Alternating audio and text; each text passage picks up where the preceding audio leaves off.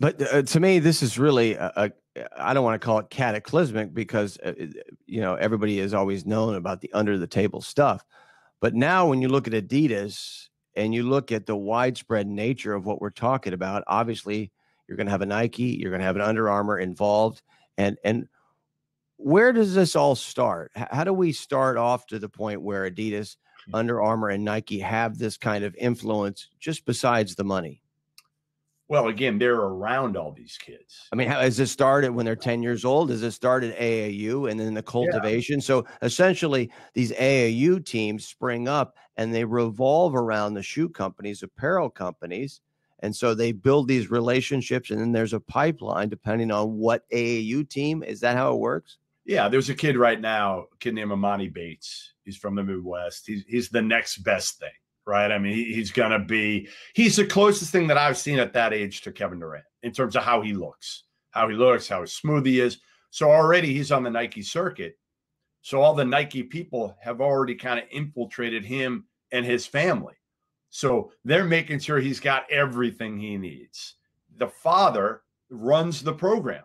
So Nike is essentially, and they did this with Marvin Bagley's father as well, they're paying the parent to run the program. So they're on the payroll and paying them legally.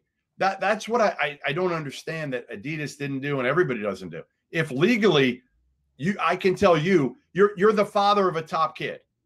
And I say, either you can run, I don't care if you know anything about basketball.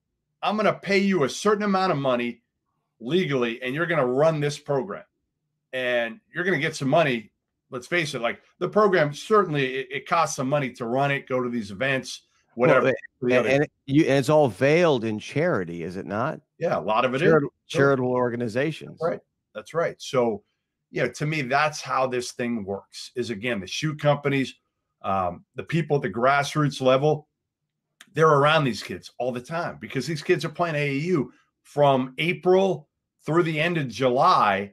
They're with the AAU coaches. They're with the Nike people or the Adidas people or the Under Armour people, whoever it is. Those are the people that have influence. Why? They're giving them everything, whether it's sneakers on the up and up, it could just be, gear.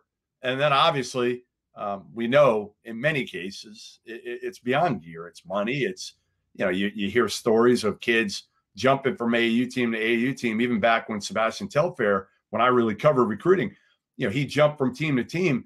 And they pay him, it could be $500 for a weekend just to go play with a different AAU team.